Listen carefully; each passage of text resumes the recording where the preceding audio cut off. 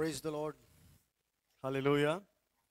మన ప్రభువును రక్షకుడును అతి త్వరలో రానున్న యేసుక్రీస్తు వారి యొక్క పరిశుద్ధమైన నామములో మీ అందరికీ శుభములు తెలియజేస్తున్నాను. I greet you all in the matchless name of Jesus Christ of Nazareth.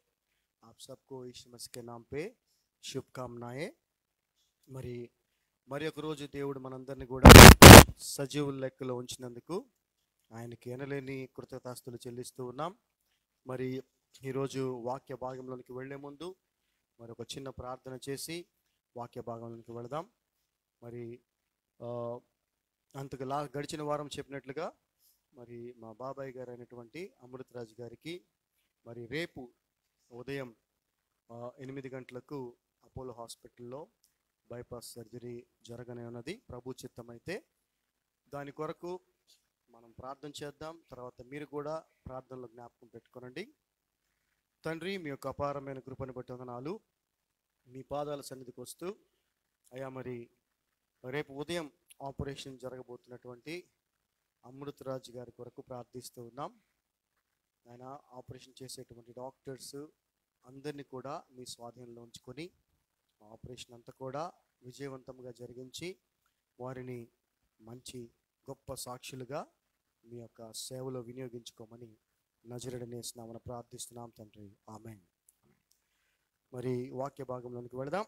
అపోస్తుల కార్యములు 8వ అధ్యాయము 1వ వచనం నుంచి. Acts 8th chapter from verse 1.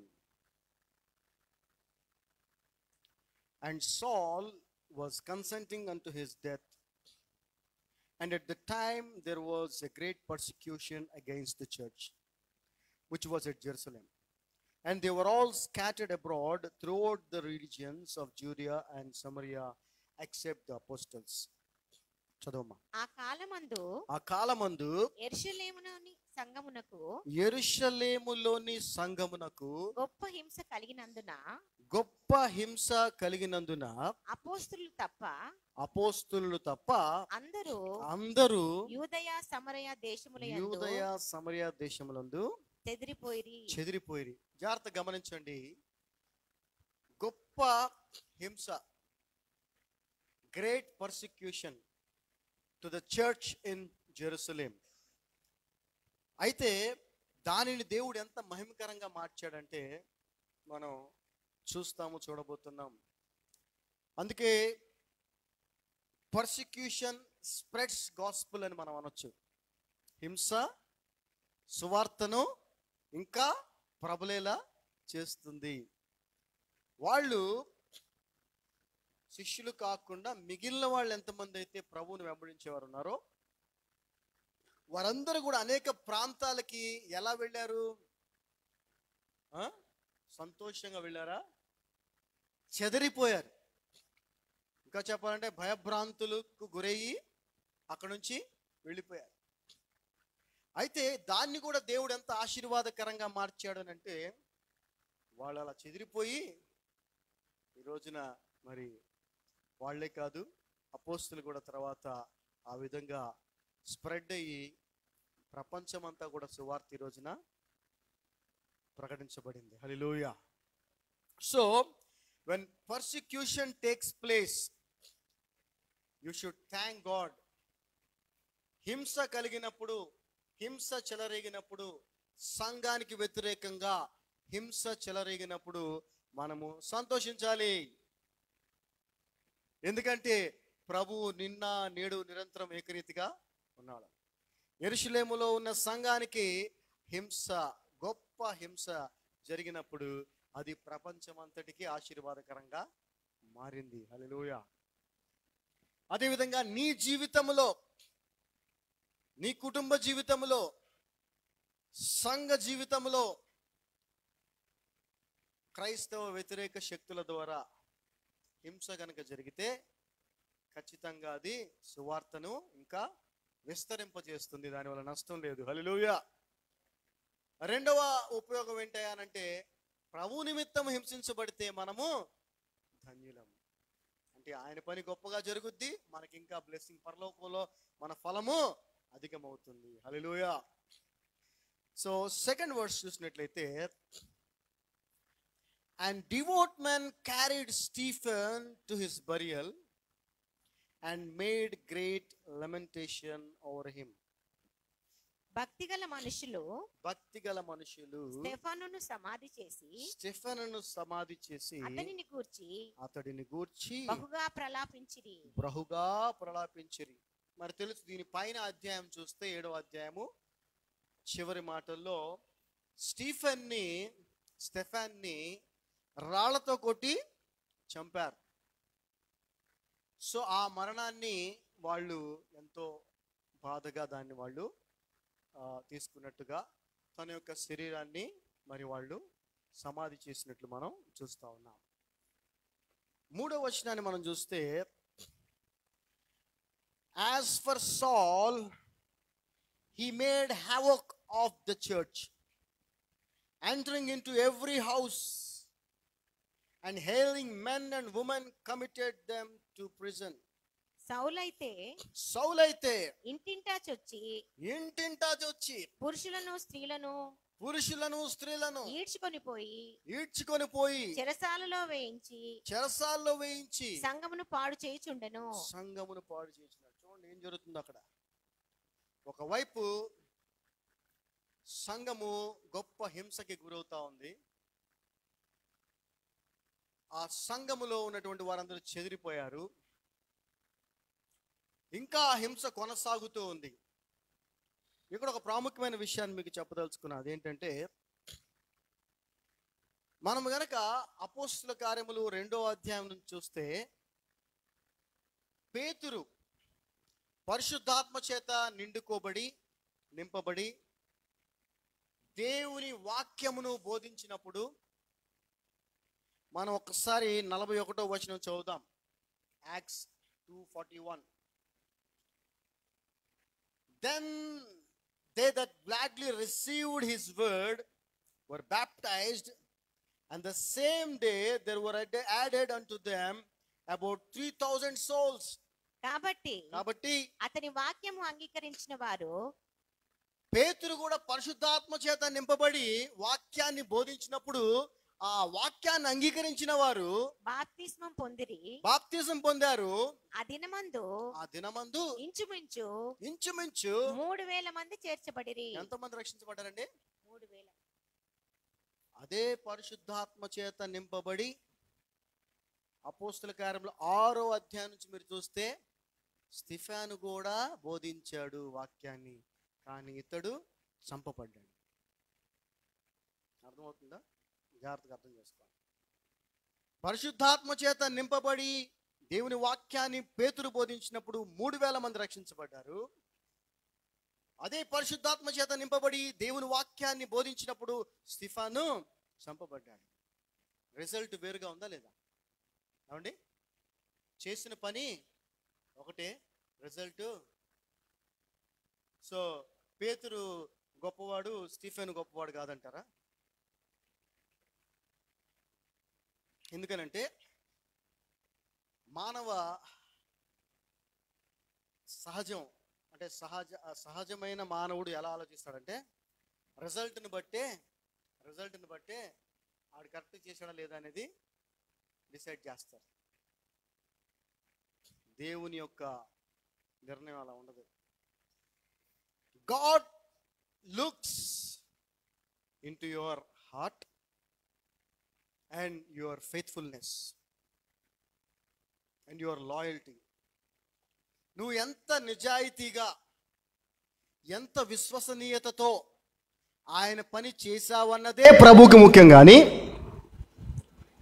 నువ్వు చేసిన పని వల్ల ఎటువంటి రిజల్ట్ వచ్చిందనేది దేవునికి ముఖ్యం కాదు. గుర్తుపెట్టుకో. మనుషులకి రిజల్ట్ ముఖ్యం, అవునా కదా? మనుషులకు రిజల్ట్ ముఖ్యం, రిజల్టే చూస్తారు. ఒక వ్యక్తి చాలా కష్టపడవచ్చు కానీ అతను సక్సెస్ అవ్వలేకపోవచ్చు. ఇందులో ఉన్న మనం జనరల్గా వీడు సరిగ్గా కష్టపడి ఉన్నాడు అందుకే వీడు సక్సెస్, వాడు బాగా కష్టపడి ఉంటాడు అందుకే సక్సెస్ వచ్చింది వాడికి అనుకుంటాం. కాదు, వాడికంటే వీడు ఎక్కువగా కష్టపడి ఉండొచ్చు. అంటే మనం ఏం చేస్తాం, మన ఫోకస్ రిజల్ట్ మీద ఉంటుంది. రిజల్ట్ని బట్టి మనం జడ్జ్ చేస్తాం. దేవుడు అలాగా కాదు. అయితే నువ్వు చేసే పని విశ్వసనీయతతో, నిజాయితీతో దేవుని కొరకు నువ్వు చేసే పని వృధా అవుద్దా? అవదు. పేతురు బోధించినప్పుడు 3000 మంది రక్షించబడ్డారు, చాలా సంతోషం. స్తిఫాను బోధించినప్పుడు చంపబడ్డాడు. కానీ స్తిఫాను చంపబడినప్పుడు అక్కడ సౌలు ఉన్నాడు. అతడు చంపబడినప్పుడే సౌలు హృదయములో బీజము పడింది. హల్లెలూయా. ఎప్పుడైనా కానీ ఒక విత్తనాన్ని భూమిలో నాటినప్పుడు మనకి ఏమైనా కనిపిస్తుందండి? పైన ఏం కనపడదు. లోపల అది జీవం పోసుకుంటుంది, పెరుగుతూ ఉంటుంది. మనకి కనిపిస్తుందా? పైన కనిపించదా? మనకి ఎప్పుడు కనిపిస్తుంది? అది పెద్దకై బయటకు వచ్చి, ప్రభు ఎప్పుడైతే సౌలుని దర్శించాడో దమస్కు మార్గంలో, అప్పటి నుంచి మనం పైన భాగాన్ని చూస్తున్నాం. ఏంటండి? పైన భాగాన్ని. సో ఇప్పుడు చెప్పండి, అపోజిట్ అయిన పౌలు గారి ద్వారా ఎంతమంది రక్షించబడి ఉంటారు? సో అక్కడ పేతురు గారి ద్వారా 3000 మంది రక్షించబడ్డారు. స్తిఫాను ద్వారా లెక్కలేనంత మంది రక్షించబడ్డారు. కానీ రిజల్ట్ పరంగా అప్పటికప్పుడు చూస్తే ఏమీ కనిపించలా. కానీ తర్వాత అందుకే ప్రభువునందు మీ ప్రయాస వ్యర్థము కాదు అని బైబిల్ చెప్తాను. Hallelujah. Don't look at the result, don't look at the number of people. Do your job loyally and faithfully. నీ పని నువ్వు నమ్మకముగా, విశ్వసనీయతతో చెయ్యి, అంతే. దేవుడు రిజల్ట్ చూడడు. అదేవిధంగా నువ్వు చేసిన ఏ ప్రయాసము కూడా వ్యర్థము కానే కాదు. హల్లెలూయా.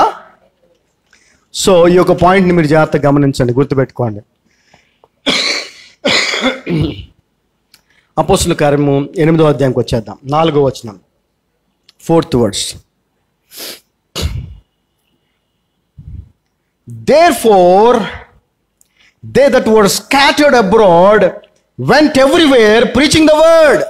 కాబట్టి చెదిరిపోయిన వారు సువార్త వాక్యం ప్రకటించుచు సంచారము చేసిరి. అపోస్తలుడైన పౌలు వాక్యం బోధించినప్పుడు 3000 మంది రక్షించబడ్డారు. అక్కడ వ్యతిరేకత కానీ పర్సిక్యూషన్ కానీ జరగలేదు. అదే అపోస్తలుడైన స్టీఫెన్ బోధించినప్పుడు వ్యతిరేకత వచ్చింది, చంపబడ్డాడు, వాళ్ళందరూ చెదిరిపోయారు. కానీ అది ఎంత గొప్ప మేలుకి దారి తీసిందంటే, ఈ చెదిరిపోయిన వారంతా కూడా ఎక్కడెక్కడికి వెళ్ళిపోయారు, అక్కడక్కడ ఏం చేశారండి?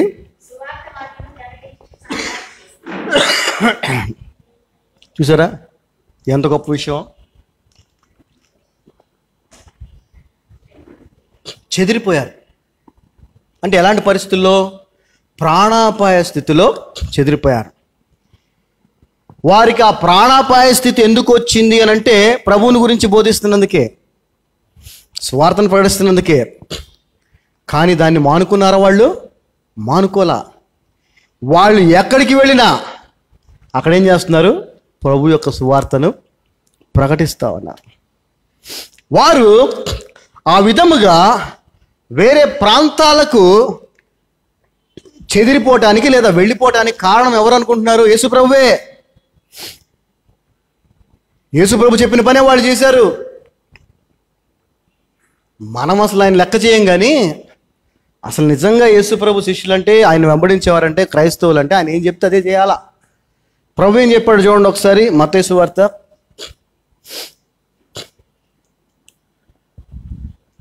10వ అధ్యాయము 23వ వచనం మనం చూద్దాం. But when they persecute you in this city, flee ye into another. For verily I say unto you, I shall not have gone over the cities of Israel till the Son of Man be made. చదవమ్మా. వారి పట్టణంలో మిమ్మల్ని హింసించినప్పుడు, ప్రభు ఏం చెప్పాడు తెలుసా? ఆయన ఉన్నప్పుడు వీళ్ళతో, వారు ఈ పట్టణంలో, ఎవరు నన్ను ద్వేషించిన వాళ్ళు మిమ్మల్ని ద్వేషిస్తారు, వాళ్ళు గనక ఈ పట్టణంలో మిమ్మల్ని హింసించినప్పుడు మరి యొక్క పట్టణమునకు ఏం చేయాలండి? మరి యొక్క పట్టణమునకు పారిపోడి. ప్రభు చెప్పింది చేశారు వాళ్ళు. They are very particular about Lord's teachings. క్రీస్తు బోధ విషయంలో వాళ్ళు చాలా జాగ్రత్తగా ఉన్నారండి. వాళ్ళు చేసే ప్రతి పని కూడా ప్రభు చెప్పినట్టుగానే చేశారు. మనమా అబ్బే ఇక దానికి ఆపోజిటే. ప్రభు చెప్పింది చెయ్యం అన్ని విషయాల్లో కూడా. మనుష్య కుమారుడు వచ్చే వరకు చాలమ్మా. సో వాళ్ళు ఆ విధంగా వేరే ప్రాంతానికి పారిపోవటానికి కారణం కూడా ప్రభు చెప్పాడు. ఇక్కడ ఒకవేళ నీకు ఇబ్బంది ఉంటే ఇంకో దగ్గరికి వెళ్ళిపో, అక్కడే ఆ ఇబ్బందిని ఎదిరిస్తా. ఈరోజు నేను చెప్పాను కదా, దీని అందరూ చాలామంది తప్పుగా తీసుకుంటా ఉంటారు. ఎక్కడన్నా పెద్ద ప్రాసిక్యూషన్ జరిగి అది ఇది అంటే వీళ్ళు ఫైట్లు చేయటం, అది చేయటం, గొడవలు చేయటం, అదే ప్రొటెస్ట్లు అనేది. ఇంకో దగ్గరికి వెళ్ళరా బాబు, ప్రభు చెప్తుంది అదే. ఎక్కడి నుంచి తరిగి కొట్టారు అనుకోండి, ఇంకో దగ్గరికి వెళ్ళి ఇంకా గొప్పగా చేయొచ్చు అక్కడ. హల్లెలూయా. 5వ వచనానికి వద్దాం. ఫిలిప్పీయులకు రాసిన పత్రిక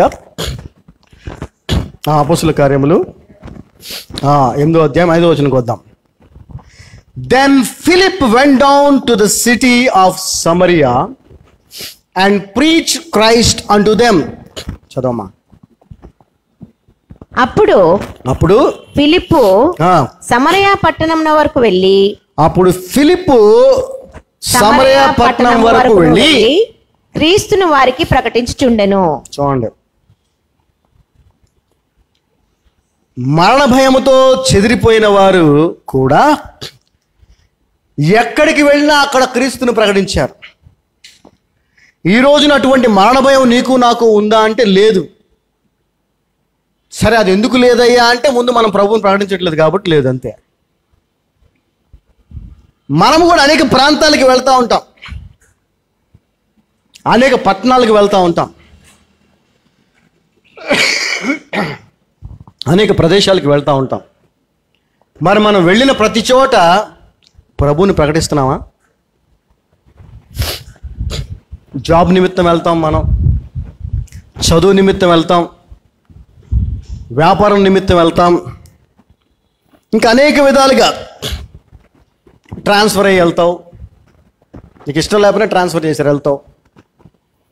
అయితే the main purpose of a saved person is to preach the gospel wear ever he is. ప్రధానమైన లక్ష్యము ఇలాంటి దేవుని చిత్తము రక్షించబడిన వ్యక్తి యొక్క జీవితంలో ఏంటి అని అంటే, అతను ఎక్కడికి వెళ్ళినా దేవుని సువార్తను ప్రకటించడమే.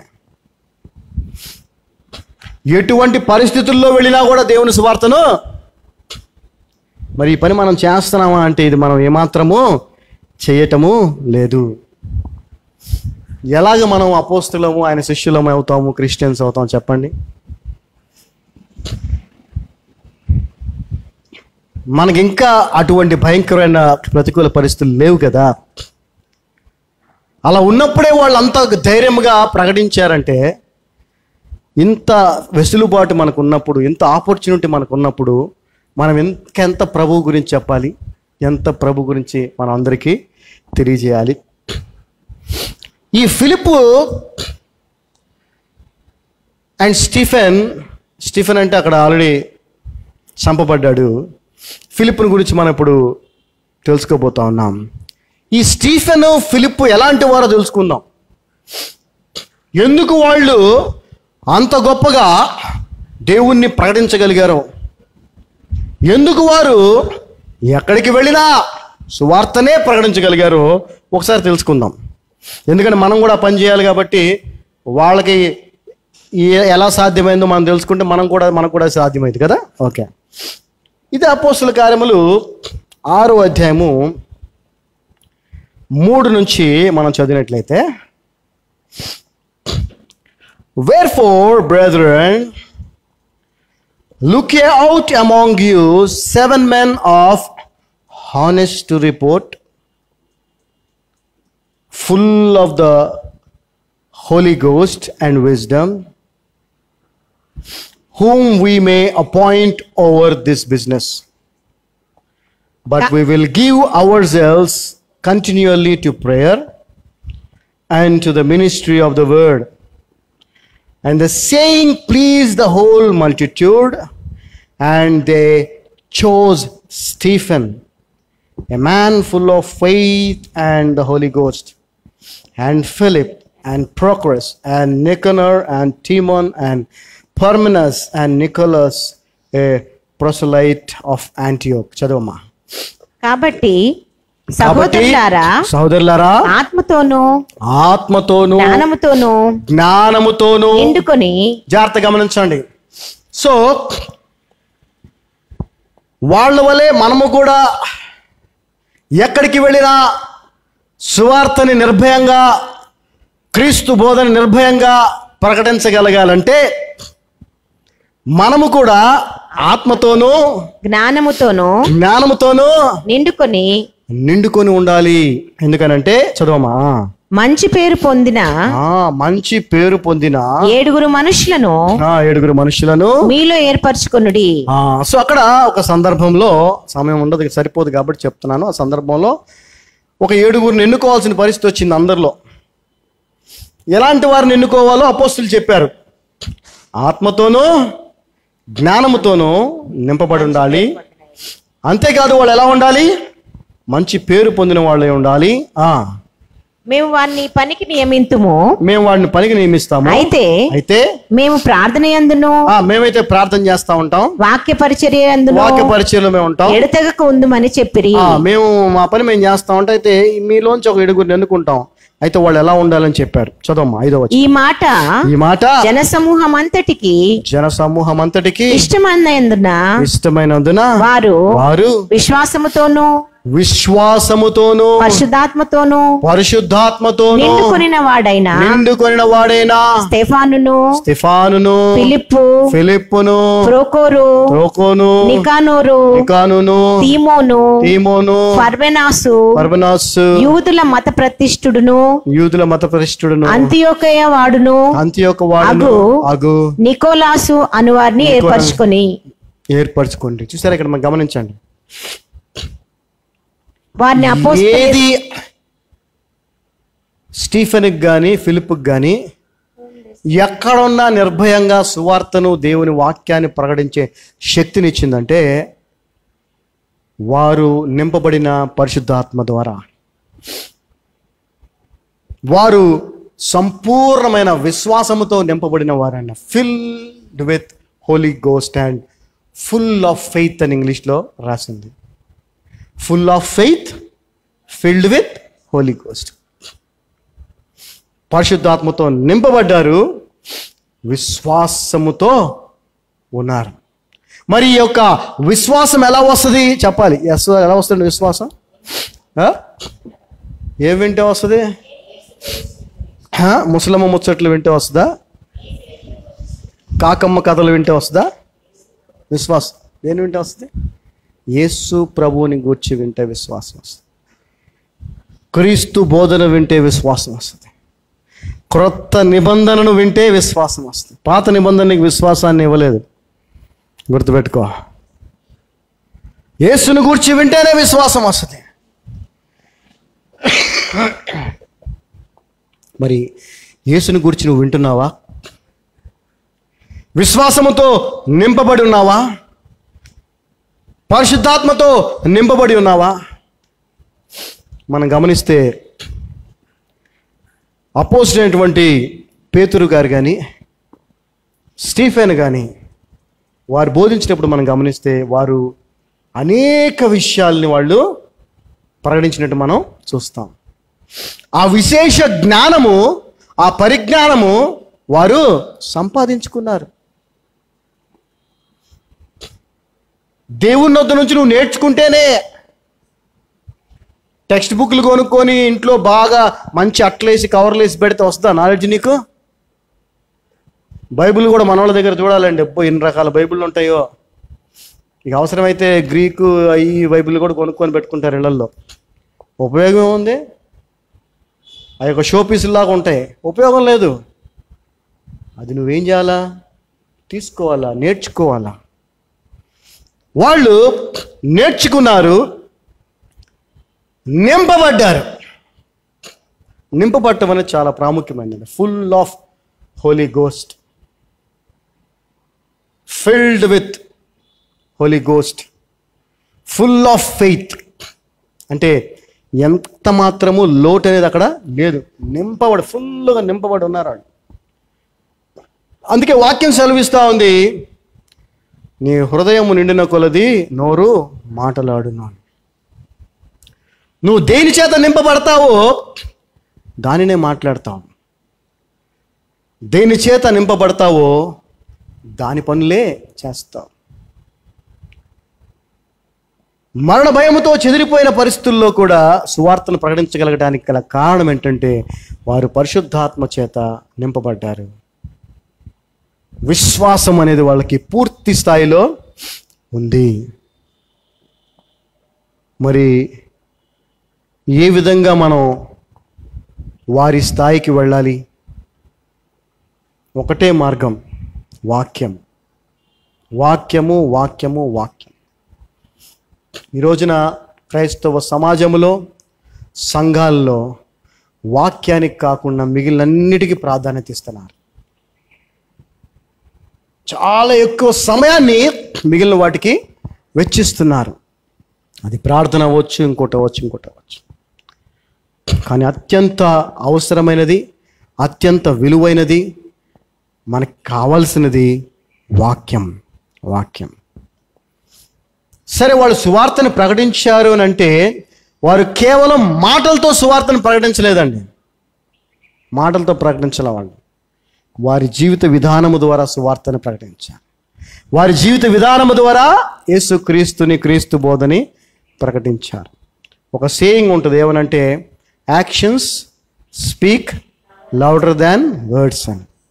వర్డ్స్, మాటల కంటే మన క్రియలంట ఎంతో పెద్ద శబ్దాన్ని కలుగజేస్తాయని, అంటే ఎక్కువగా వాళ్ళకి ఎఫెక్ట్ చూపిస్తాయని.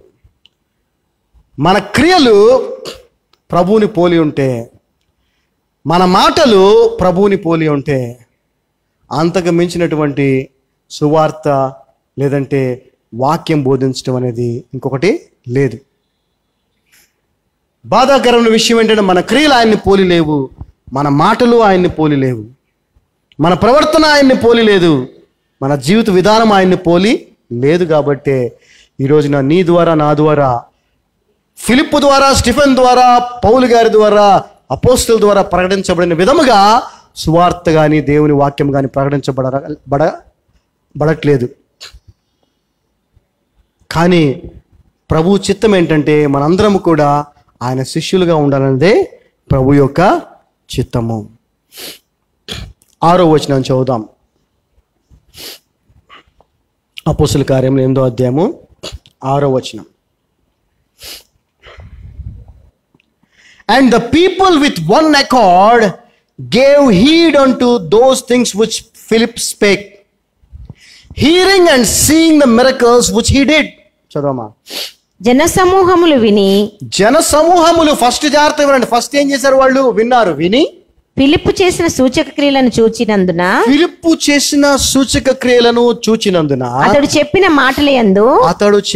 మాటలయందు ఏక మనస్సుతో లక్ష్యముంచగా. జాగ్రత్త గమనించండి. మొదటగా అతడు మాట్లాడాడు, ఆ తర్వాత కొన్ని క్రియలు కూడా చేశాడు. క్రియలు లేని విశ్వాసము మృతము. అతనిలో పరిశుద్ధాత్మ నింపబడి ఉంది కాబట్టి అతడు క్రీస్తుని బోధించాడు. అతడిలో పరిశుద్ధాత్మ నింపబడి ఉంది కాబట్టి అతడు కూడా యేసు క్రీస్తు వలె అనేక సూచక్రియలు చేశాడు. యేసు క్రీస్తు ప్రభువు అద్భుతాలు చేశాడు అని మనం చెప్పుకుంటూ ఉంటాం, అది వాస్తవం. అయితే యేసు క్రీస్తు ప్రభువుతో అద్భుతములు చేయించింది పరిశుద్ధాత్మ దేవుడు. ఇది మర్చిపోకూడదు. ఆయన మనుష్య కుమారుడిగా ఈ లోకంలో జీవించాడు. ఆయనకి శారీరకంగా లోకాతీత శక్తులేమీ లేవు. మనలాంటి మనిషిగానే పుట్టి జీవించాడు. పరిశుద్ధాత్మ చేత ఆయన కూడా నింపబడి పరిశుద్ధాత్మ చేత కార్యాలు చేశాడు. ఆయన అదే పరిశుద్ధాత్మ దేవుణ్ణి ఆ రోజున అపోస్తులకు ఇచ్చాడు, ఈరోజు నీకు నాకు కూడా ఇచ్చాడు. ఒకసారి ఆ మాట చూద్దాం. అపోస్తుల కార్యములు 10వ అధ్యాయము 38వ వచనం మనం చూస్తే యేసుప్రభు వారి విషయంలో ఏం జరిగిందో. Acts 10th chapter 38th verse. How God anointed Jesus of Nazareth with the Holy Ghost and with power, whom went about doing good and healing that were oppressed of the devil, for God was with him. అదేదనగా దేవుడు నజరేయుడని యేసును పరిశుద్ధాత్మతోనూ శక్తితోనూ అభిషేకించునన్నదే. దేవుడు ఆయనకు తోడయుండెను కనుక ఆయన మేలు చేయుచు అపవాది చేది పీడింపబడిన వారినందరినీ స్వస్థపరచు సంచరించుచుండెను. యేసు ప్రభు వారు దేని చేత నింపడ్డారండి? యేసు ప్రభు వారు అది సంగతి. గనుక ఆయన ఆ కార్యములన్నీ, మరి ఇప్పుడు ఫిలిప్పు ఏ విధంగా చేసాడు ఆ కార్యాలన్నీ? పరిశుద్ధాత్మ చేత నింపబడ్డాడు కాబట్టే. మరి నీకు నాకు ఆ పరిశుద్ధాత్మ అనుగ్రహించబడిందా లేదా? మరి దాంతో నింపబడ్డామా లేదా? నింపబడితే మనం కూడా కార్యాలు చేయొచ్చు కాదు, చేయాలి, చేయాలండి. వారు ఆయన మాటలు విన్నారు, ఆయన చేసిన కార్యాలు కూడా చూసి వారు దేవుణ్ణి విశ్వసించారు.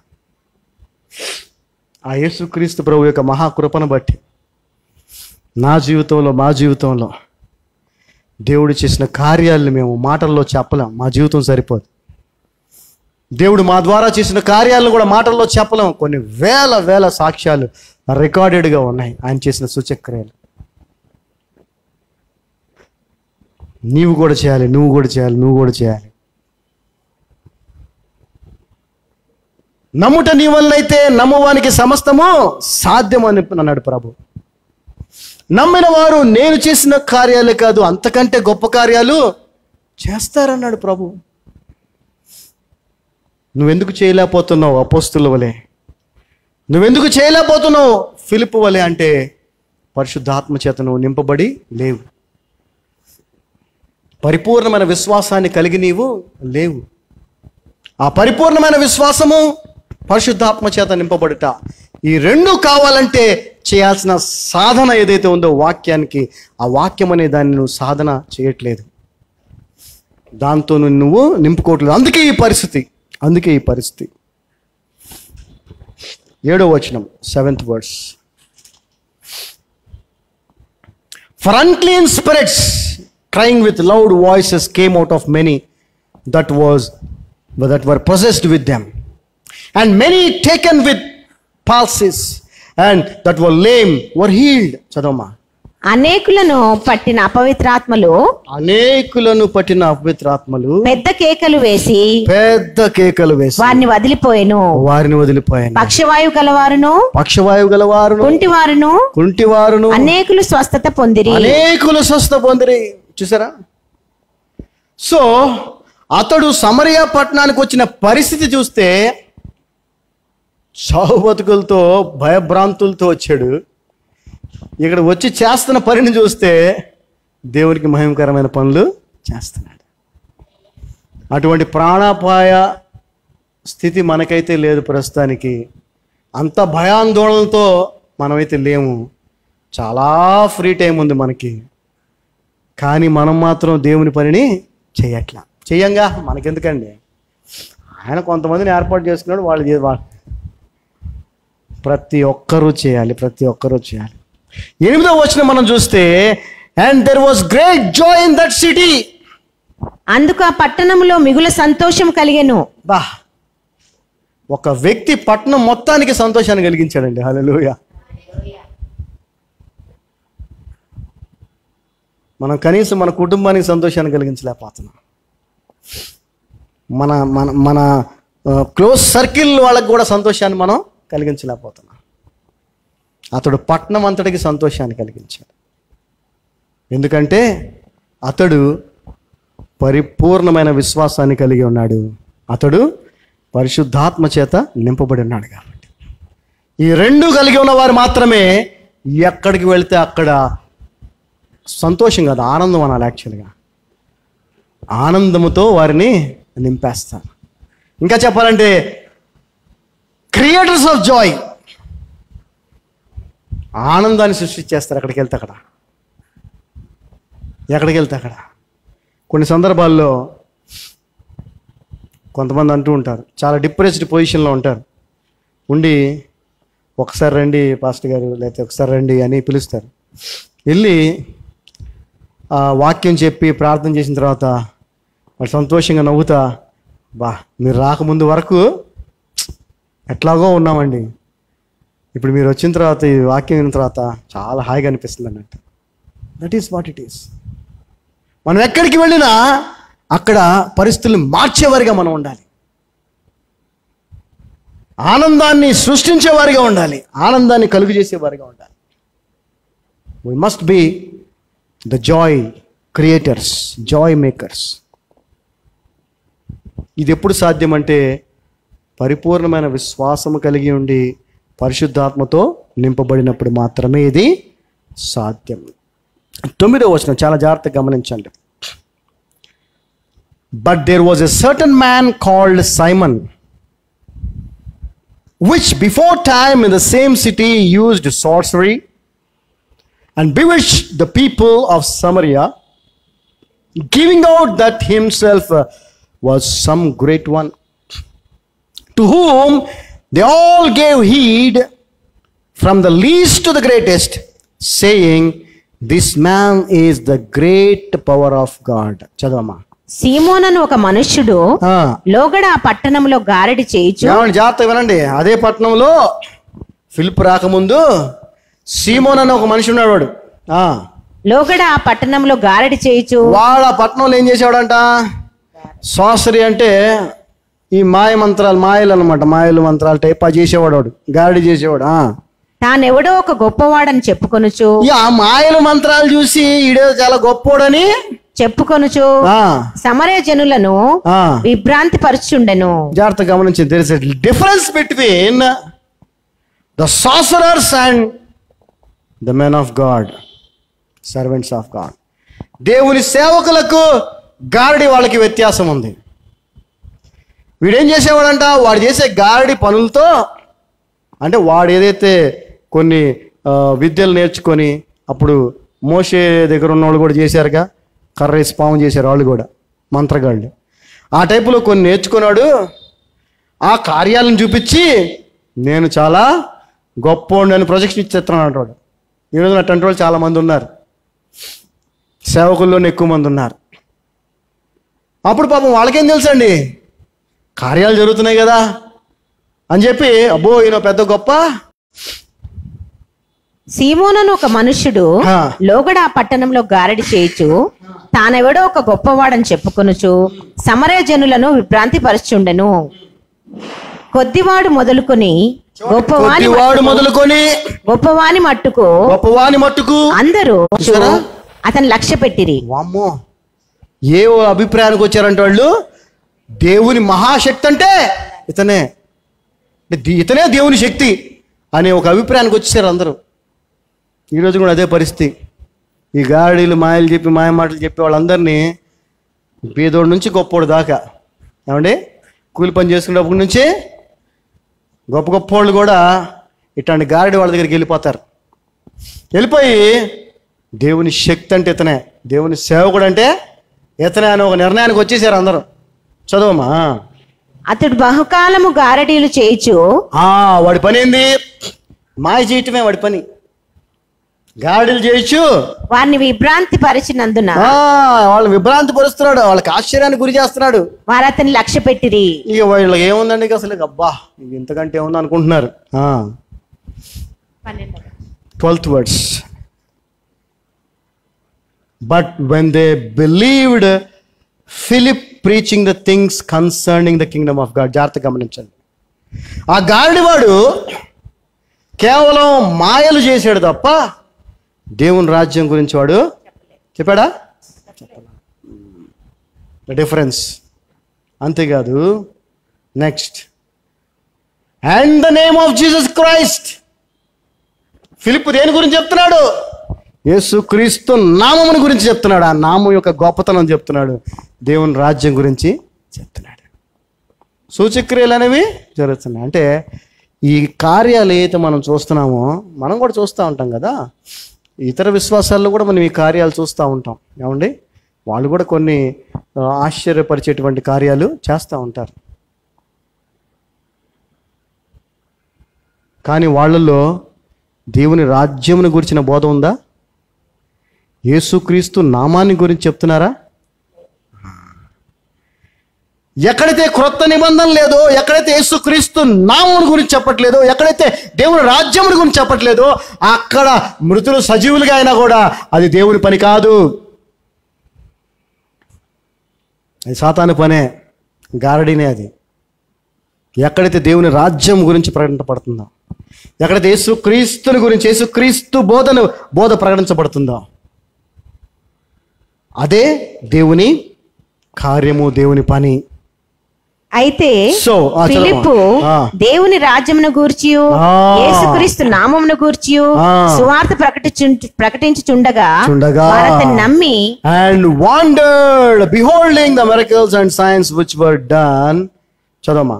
పురుషులను స్త్రీలను బాప్తిసం పొందిరి. చూసారా, గాడివాడు చెప్పిన దానికి ఈ పశ్చాత్తాపము, రక్షణ అనేది లేదు. There is a difference between sorcery and salvation. ఏమండి, గారడికను రక్షణకి చాలా వ్యత్యాసం ఉంది, పోలికే లేదు. రక్షణలో కూడా అద్భుత కార్యాలు జరుగుతాయి, కానీ రక్షణలో యేసుక్రీస్తు నామాన్ని గురించి ప్రకటించడం జరుగుతుంది.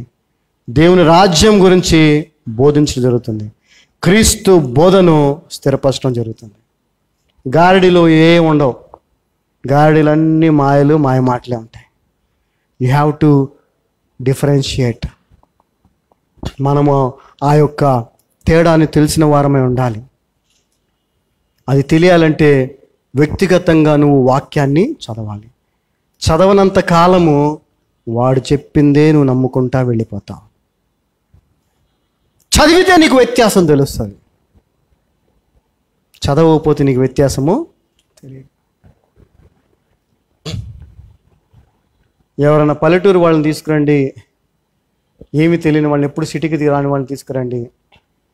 తీసుకొచ్చి ఇక్కడ హైదరాబాద్లో చాలా పెద్ద పెద్ద బంగళాలు కానీ పెద్ద పెద్ద ఏవో ఉంటాయి కదండి, వాళ్ళు ఎప్పుడు చూడండి. అది చూపించి దాన్ని మీరు ఏదని చెప్తే అది నమ్ముతారు వాళ్ళు. వాళ్ళకేం తెలియదు కాబట్టి. ఆ బిల్డింగ్ ఉంది చూసావా, ఆ బిల్డింగ్ ఇప్పుడు ఇట్లా ఉంది కదా, రేపు పొద్దునకి ఇది అటు తిరిగిపోద్ది అని చెప్పామనుకోండి, నమ్ముతాడు వాడు. ఎప్పుడు వాడికి ఏం తెలియదు, ఫస్ట్ టైం వచ్చాడు. తెలిసినోడికి చెప్పగలమా? ఇక్కడ ఉండేవాడికి చెప్పగలమా? ఈరోజున అనేక మంది విశ్వాసులుగా ఉన్నవారు మోసపోవటానికి కారణం ఏంటంటే వాక్యముతో వారికి వ్యక్తిగత సంబంధం లేకపోవటం. మనము కూడా స్టీఫెను, ఫిలిప్పు వలె పరిపూర్ణమైన విశ్వాసము కలిగి ఉండాలి, పరిశుద్ధాత్మ చేత నింపబడి ఉండాలి. మనము కూడా ఎక్కడికి వెళితే అక్కడ ఆనందాన్ని కలిగించే వారిగా ఉండాలి. ఎక్కడికి వెళ్ళినా అక్కడికి దేవుడు నన్ను పంపించాడు అని నమ్మాలి. సువార్త ప్రకటించడానికి పంపించాడని నమ్మాలి. క్రీస్తుని బోధించడానికి పంపించాడని నమ్మాలి. ఆ స్పిరిచువల్ మెయిన్ పర్పస్ ఏదైతే ఉందో దాన్ని ఎప్పుడు మనం మర్చిపోకూడదు. దేని కొరకు నువ్వు వెళ్ళినా, ఎక్కడికి వెళ్ళినా ఈ పనులు మనం మర్చిపోకూడదు. ఆ పనులు అతను చేయటం ద్వారా, ఫిలిప్ చేయటం ద్వారా, గమనించండి ఇక్కడ 13వ వచనం, అక్కడ అనేక మంది బాప్తిజం పొందారు, స్త్రీలు పురుషులు. దానికి కారణం ఏంటంటే Philip was preaching the things concerning the kingdom of God and the name of Jesus Christ. దేవుని రాజ్యముల గురించి, యేసుక్రీస్తు నామాన్ని గురించి అతను ప్రకటిస్తున్నాడు కాబట్టి అనేకులు బాప్తిజం పొందారు. ఇంకో గొప్ప కార్యం జరిగింది, ఇంకో గొప్ప కార్యం, ఊహించని కార్యం. 13వ వచనం చదవండి. Then Simon himself believed also. Hallelujah. ఈ గారడీలు చేసి అప్పుడు దాకా జనాన్ని మోసం చేసిన వ్యక్తి కూడా యేసు ప్రభువుని నమ్మాడండి. ఆహా, ఈయనేందేదో కార్యాలు చేస్తున్నాడు, నేను ఎప్పుడో చేశానుగా అనుకుంటాడు. ఒట్టి కార్యాలే అయితే. కానీ అక్కడ కార్యాల కంటే ప్రాముఖ్యమైనది ఉంది. ఏంటది? దేవుని రాజ్యాన్ని గురించి, యేసు ప్రభుని గురించి ప్రకటించడం. అతడు కూడా నమ్మాడు. when he was baptized, he continued with Philip and wandered, beholding the miracles and signs which were done. Hallelujah. చదవమా. అప్పుడు సీమోను కూడా నమ్మి బాప్తిస్మము పొంది ఫిలిప్పును ఎడబాయకుండి సూచక్రియలను గొప్ప అద్భుతములను జరుగుట చూచి విభ్రాంతి నొందెను. హల్లెలూయా.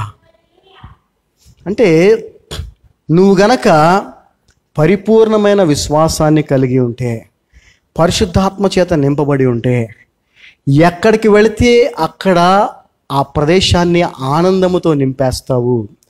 ఆ వ్యక్తులను ప్రభు వైపుకి తిప్పుతావు. అక్కడ ఉన్న గారడీ చేసే మాంత్రికులు అవ్వచ్చు, ఇంకెటువంటి వారైనా కూడా అవ్వచ్చు, వారిని కూడా ప్రభు తట్టికి నువ్వు తిప్పగలుగుతావు. హల్లెలూయా. ఈ రోజున బాధాకరమైన విషయం ఏంటంటే, సొంత కుటుంబంలో ఉన్నటువంటి సభ్యుల్ని కూడా ప్రభు వైపు తిప్పలేని స్థితిలో ఉన్నాం కదా. ఎస్, వాళ్ళతో మళ్ళీ మనకు పోలిక. ఒకసారి ఆలోచించుకోండి, మనం పరీక్షించుకోవాలి. ఈ రోజున నిన్ను ఎంత గొప్పవాడిగా అనుకుంటున్నావో, ఎంతో గొప్ప సేవ చేస్తున్నా, లేకపోతే భక్తి పడాలని అనుకుంటున్నావో, అది నీ అపోహ మాత్రమే. నువ్వు నిజంగా పరిపూర్ణమైన విశ్వాసాన్ని కలిగి ఉంటావు, నువ్వు నిజంగా పరిశుద్ధాత్మ చేత నింపబడిన వాడివైతే, నీ కుటుంబ సభ్యులేం లెక్క, నీ కుటుంబమే లెక్క. నువ్వు ఎక్కడికి వెళ్తే అక్కడ వాడిని ప్రభువులోనికి నడిపిస్తావు. మంత్రగాళ్ళు కూడా ప్రభు దగ్గరికి వచ్చేలాగా నువ్వు చేయగలవు. హల్లెలూయా. ఇది కదా నిజమైన క్రైస్తవ జీవితం. ఏమండి, ఇదేనంటారా?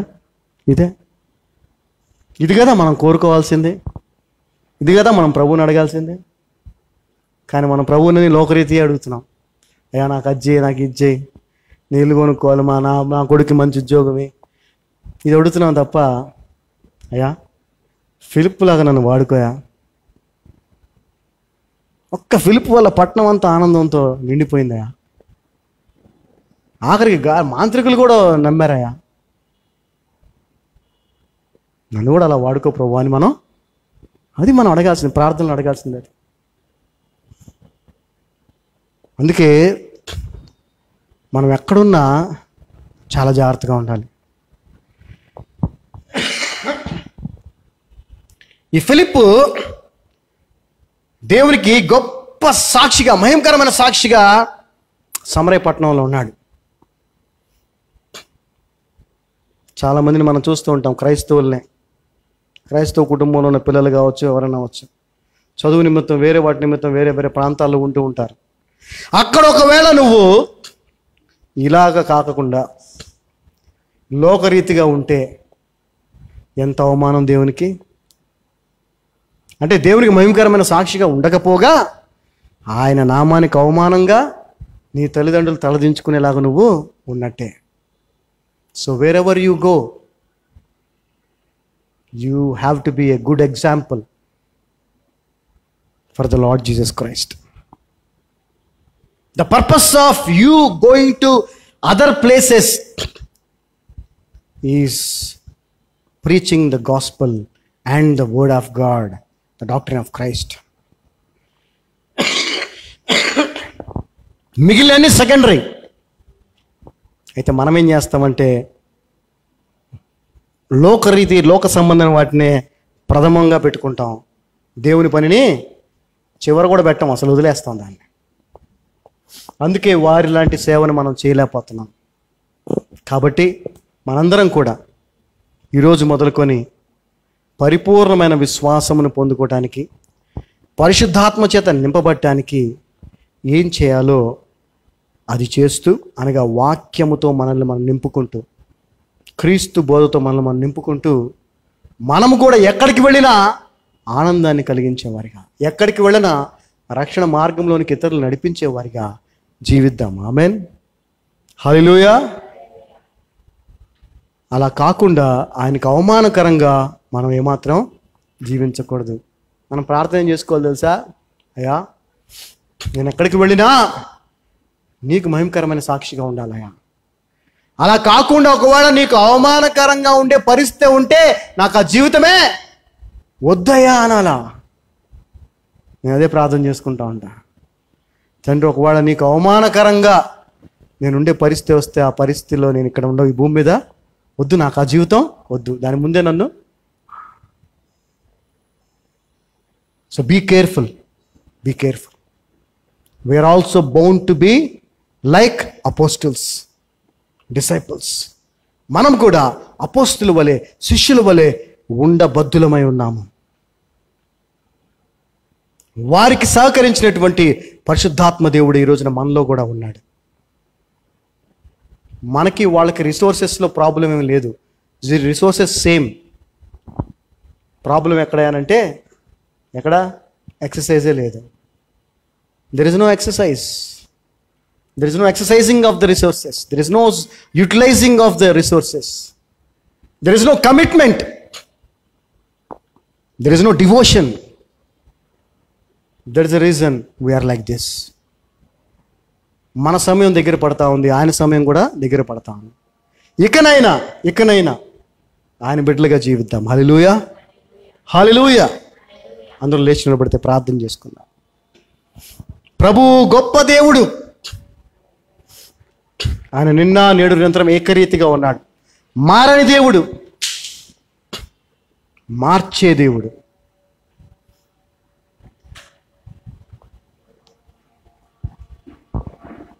తండ్రి యేసయ్యా,